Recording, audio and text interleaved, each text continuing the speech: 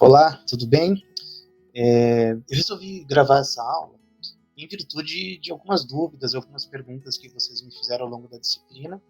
E hoje a gente vai tratar de um dos assuntos mais importantes dentro do ambiente de treinamento esportivo, que são as ferramentas ou os instrumentos que o treinador deve utilizar, que a equipe multidisciplinar deve utilizar para conseguir mensurar, monitorar, controlar, ajustar e adequar as cargas de treinamento para conseguir perceber qual é o nível e o estágio de recuperação dos atletas de uma sessão de treino para outra e também qual é a sensação de bem-estar, de humor, de estresse em que os atletas se encontram.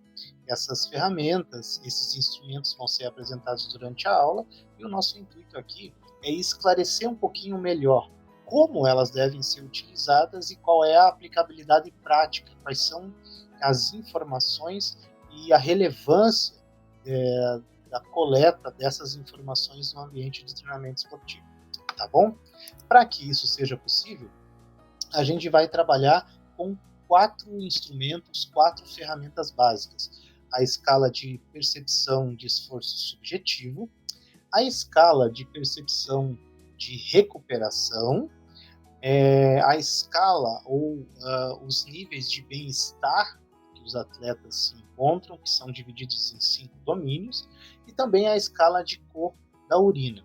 Com essas 4 ferramentas, é possível que o treinador ou a equipe multidisciplinar que trabalha com os atletas consigam aprimorar e entender melhor como que está acontecendo os níveis de treinamento, de carga de treinamento, e isso possibilita que você consiga fazer ajustes pontuais e consiga adequar as cargas aos níveis de recuperação, aos níveis de bem-estar e também a coloração da urina desses atletas, tá bom? Então vamos lá. Basicamente, a ideia do controle de carga interna perpassa pelo treinador conseguir identificar várias variáveis, tá? E também conseguir mensurar como que a carga de treinamento está afetando as condições de saúde do atleta. Aqui a gente tem um exemplo do questionário de bem-estar e, como eu expliquei anteriormente, ele é dividido em 5 grandes domínios, tá?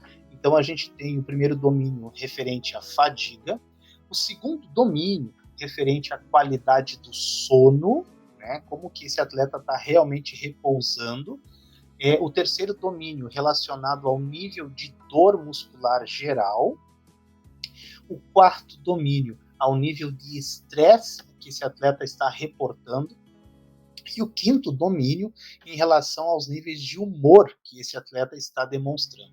Então, para cada um desses domínios, para fadiga, qualidade do sono, dor muscular, nível de estresse e humor, existe uma escala que vai de 1 a 5, aonde 1 é bem ruim ou está necessitando de uma observação especial pelo treinador ou pela equipe multidisciplinar, e 5 é a nota mais alta, que significa que está tudo bem em cada domínio desses, tá?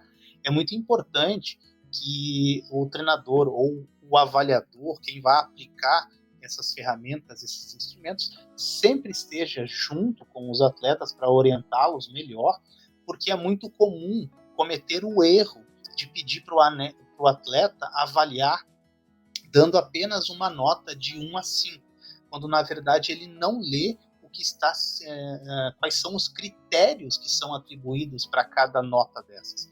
Então a orientação específica que a gente tem aqui é que o treinador ou o avaliador, quem for aplicar o instrumento, sempre oriente o atleta para que ele leia os critérios que estão colocados e sim atribua a nota vinculada ao entendimento do critério e não apenas do número de 1 a 5, tá bom? Um outro instrumento super interessante, ou outros instrumentos que são muito utilizados, são as escalas de percepção subjetiva de recuperação, de percepção subjetiva de esforço e da escala de cor da urina, tá?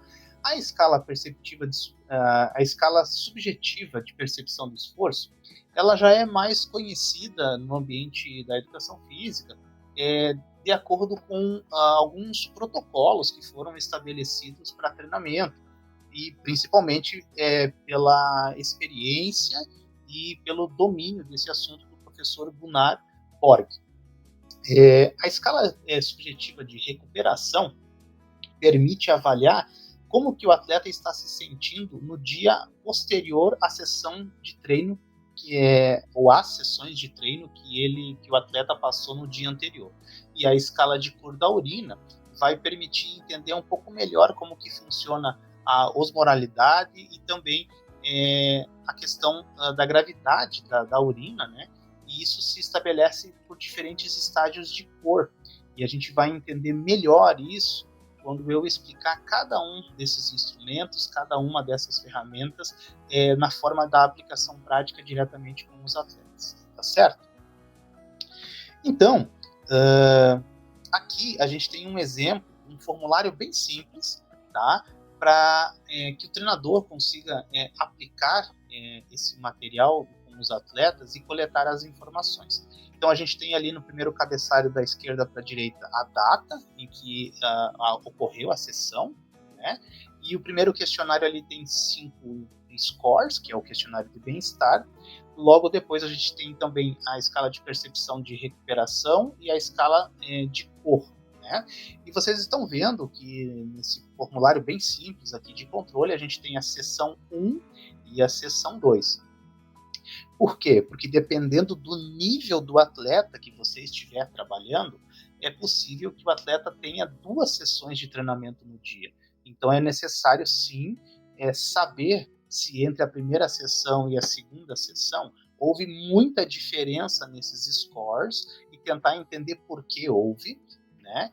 E também adequar as cargas de treinamento para cada sessão diária de treinamento, ou se for mais de uma sessão de treinamento, conseguir entender como que está a sobrecarga imposta sobre o atleta no que tange a responsabilidade de controle dessa carga, tá certo? Então, aqui a gente vai começar a trabalhar um pouquinho melhor o entendimento sobre cada um dos instrumentos que a gente apresentou brevemente até agora. E o primeiro desses instrumentos, ele vai ser apresentado nessa ordem, porque essa ordem é a ordem de aplicação prática no mundo real, tá certo? O primeiro instrumento é a escala de percepção subjetiva de esforço da sessão, que tem a função de mensurar e monitorar o atributo da carga interna. Então, automaticamente, esse instrumento em especial, ele deve ser aplicado, ele deve ser perguntado para o atleta entre 10 e 30 minutos ao final da sessão de treino, tá? Porque aí você tem uma resposta mais fidedigna de como o atleta está se sentindo pós-sessão de treino. Também é importante que, juntamente com o questionário da escala de percepção subjetiva de esforço, seja anotado numa ficha de controle o horário de início que foi realizada a sessão de treinamento e o tempo de duração, tá? Porque isso vai ser importante depois para a gente fazer um outro cálculo, que é o cálculo total da carga da sessão sobre o atleta. E também, uma dica muito importante aqui é que a cada sessão, o treinador ou o responsável pela sessão faça uma breve descrição do que foi trabalhado, do que será trabalhado com os seus atletas e tudo mais, porque isso ajuda muito a aprimorar o mapeamento dessa carga e de como que ela está interferindo nas condições do atleta.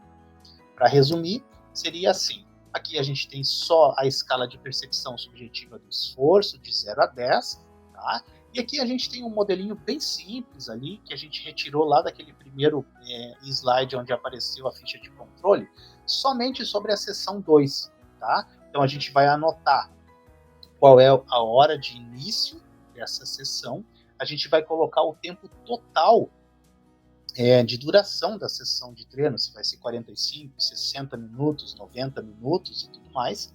a gente vai anotar nesse controle o resultado que o atleta vai responder à escala de percepção subjetiva de esforço, de 0 a 10, e depois a gente vai fazer um outro cálculo, que é para tentar estabelecer uma relação da carga da sessão.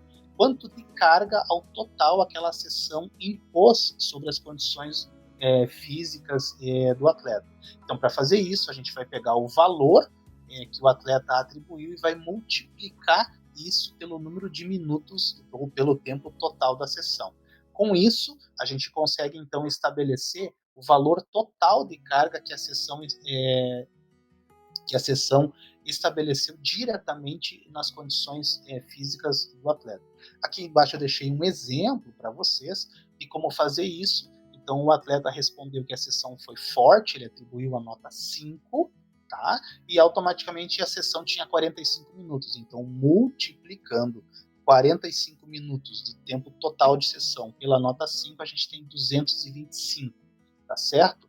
E também seguindo a ideia da organização da aplicação dessa escala, você não vai pedir para o atleta dar uma nota de 0 a 10. Você vai pedir para ele olhar claramente para a escala e ler os critérios de quanto aquela sessão realmente causou efeito nele.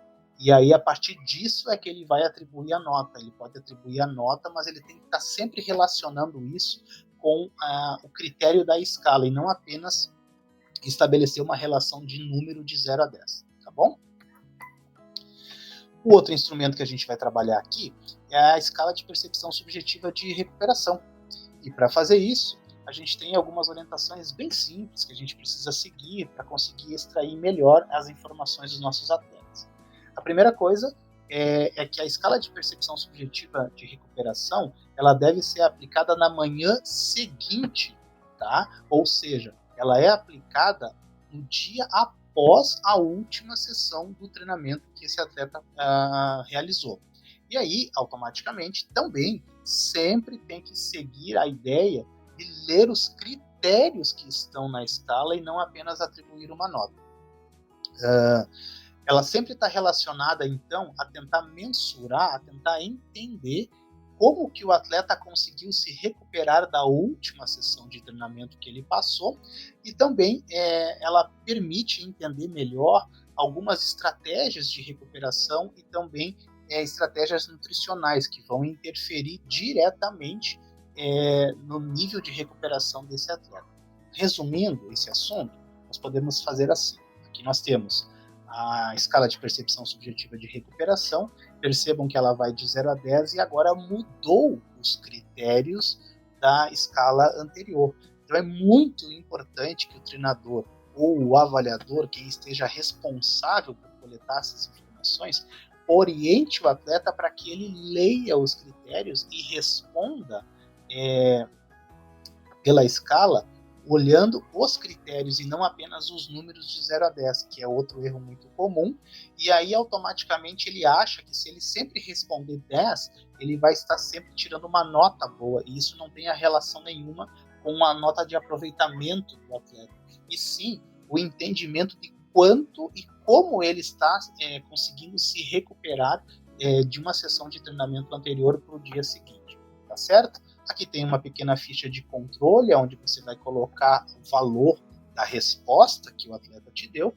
E também é muito interessante frisar que a escala de percepção subjetiva de recuperação é aplicada, então, no dia posterior, no horário da manhã, e está relacionada, então, à carga de treino do dia anterior e também a tentar entender quais são as estratégias de recuperação e nutrição que esse atleta está utilizando e como isso tem interferido no processo de recuperação. Tá certo? O próximo instrumento que a gente vai analisar aqui é a escala do questionário de bem-estar, né? E a gente viu ele anteriormente, ele tem 5 domínios, basicamente falando, temos a fadiga, o sono, a dor muscular, o estresse e o humor. A pontuação máxima que esse questionário permite obter são 25 pontos, né? Porque a escala vai de 1 a 5 para cada um desses domínios, tá?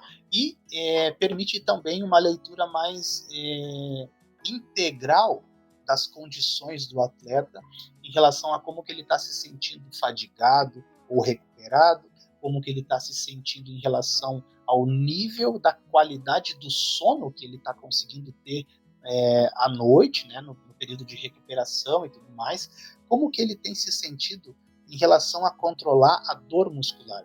A gente sabe que atleta sente dores musculares, né, com bastante frequência, mas essa dor muscular está conseguindo ser recuperada adequadamente, com qualidade e com bem-estar para esse atleta. E a gente sabe também que o atleta está sempre sob pressão e isso afeta os critérios de estresse e humor. E automaticamente essa escala também é aplicada sempre pela manhã junto com a PSR. Então, por exemplo, o teu atleta treinou hoje à tarde entre 15 e 19 horas, tá? Então, no outro dia, pela manhã, é que você vai aplicar a escala do questionário de bem-estar para você conseguir monitorar e para você conseguir aferir essas informações. Ela não é aplicada no final da sessão, ela é aplicada no dia seguinte, preferencialmente de manhã, juntamente com a escala de recuperação, tá certo? Para resumir, aqui a gente tem novamente os 5 domínios do questionário de bem-estar, lembrando e considerando sempre que a menor nota de 1 merece mais atenção, merece mais controle do treinador ou do avaliador, e a melhor nota, que é o score número 5, né, ele dá uma tranquilidade para o atleta e também dá uma tranquilidade para o treinador de que os processos de organização do treino, de controle da carga estão adequados. Muito importante, né, é que não há um ponto de corte assim que seja utilizado para todos os atletas de maneira geral. Mas quando um desses domínios ou o somatório total fica muito abaixo, isso é um ponto crítico que precisa ser olhado pelo treinador e pela equipe multidisciplinar para tentar fazer os ajustes necessários em virtude de que o atleta fadigado ele não vai conseguir treinar bem, ou se a qualidade do sono do atleta não for um sono recuperador, regenerador, isso vai interferir na qualidade de como ele vai responder à sessão de treinamento. Um nível de dor muito alto e muito frequente vai interferir nas condições de saúde e também nas condições de estresse e humor desse atleta. Então, muita atenção para esse instrumento, para essa escala, porque ela realmente produz uma relação muito interessante para ajudar a entender melhor como que o atleta está se sentindo em diferentes parâmetros ou os 5 domínios que a escala do questionário de bem-estar permite aferir e permite monitorar. E agora a gente vai recuperar algumas informações da escala de cor da urina. Essa escala permite entender algumas questões metabólicas do processo do atleta, né? E é muito importante que a gente tenha essa informação para que a gente consiga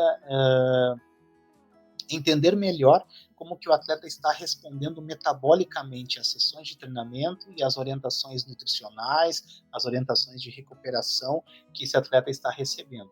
Então essa escala, ela vai de 1 a 8, aonde 1 é a nota da urina mais clara e 8 é a nota para a urina mais escura, tá? E com certeza, quanto mais escura for essa urina, maior o nível de preocupação e de atenção que o treinador e que a equipe multidisciplinar devem ter com esse atleta ao longo das sessões de treinamento. Bom, temos algumas orientações básicas aqui, ela deve ser sempre coletada ao acordar, né? Então, o atleta, ao acordar, ele tem que coletar essa amostra, tem que ser num recipiente transparente e quem sabe a parte mais difícil, né, que ela é sempre feita na presença de uma testemunha que vai observar para ver se o atleta não diluiu essa urina em água ou em outro líquido e tudo mais, ficando preocupado com a cor que a primeira urina ao acordar demonstrou. As cores, então, como eu tinha explicado brevemente anteriormente, elas estão vinculadas com a osmolaridade e com a gravidade específica da urina. Se há uma diferença significativa, né, nessas informações, o atleta está passando por alguma questão que merece uma atenção especial, ou do nutricionista, ou até mesmo de orientação médica, para tentar entender o que está acontecendo, qual é a origem e os motivos pelos quais a urina não está demonstrando uma osmolaridade mais adequada, né? E também por que o atleta não consegue reverter esse quadro. Então, é muito importante. As cores mais escuras, como eu falei, têm uma relação metabólica, uma disfunção metabólica que precisa ser informada imediatamente pelo atleta, ao treinador ou à equipe multidisciplinar, e se ocorrer aumentos substanciais, ou seja, se todos os dias ao longo de um período de mensuração, o atleta começou, por exemplo, com um score 2 e começou a subir 3, 4, 5 e continua nessa crescente, é necessário ter uma observação muito peculiar e especial para ver como que está acontecendo os níveis de alimentação, de hidratação e recuperação desse atleta, ou se tem algum problema em algum órgão, né, como os rins, bexiga, que esteja atrapalhando o processo da produção da urina desse atleta, ok? Em resumo, a gente vai ter aqui a escala da cor, que vai de 1 a 8, você tem ali um modelinho de registro e tudo mais, e aqui fica um ponto. Com certeza a escala de cor da urina é, quem sabe, uma das tarefas mais difíceis de serem realizadas, porque isso demanda, primeiro, uma relação de confiança muito grande entre o atleta e o treinador e a equipe multidisciplinar, né? Existe também uma questão de transparência e seriedade do atleta, para que ele não tente burlar o resultado da coleta desses dados.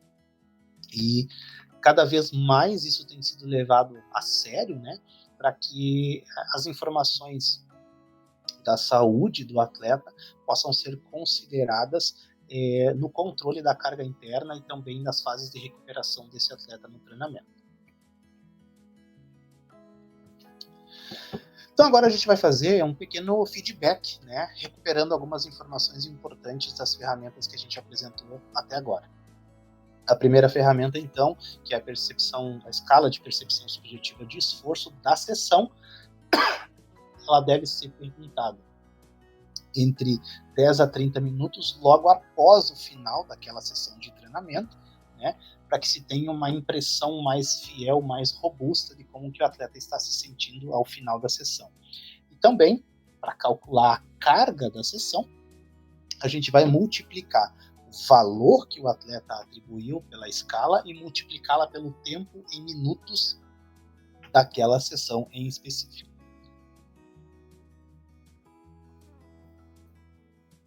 Aqui, com relação à escala de percepção subjetiva de recuperação, ela vai ser utilizada sempre no turno da manhã do dia seguinte à última sessão de treino, juntamente com a escala do bem-estar, né?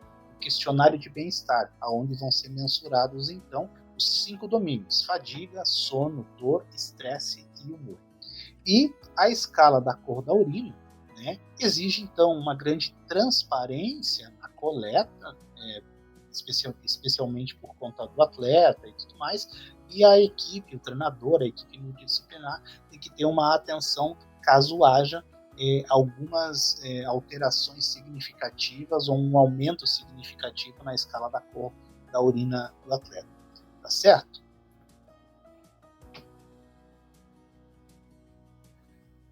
E aqui, então, estão as referências originais da onde foram retirados esses instrumentos e tudo mais, para que vocês possam ter acesso na íntegra a esses estudos. E espero que essa aula, resumo, essa aula especial aqui, possa ter esclarecido melhor um pouquinho sobre cada um desses instrumentos, dessas ferramentas, sobre a sua aplicabilidade prática e da importância da coleta dessas informações pelo treinador ou pela equipe multidisciplinar quando se trata de melhorar a mensuração e o controle da carga interna, adequando as cargas de treinamento às condições clínicas do teu atleta. Muito obrigado, foi um prazer estar com vocês. A gente se vê até uma próxima oportunidade. Até mais.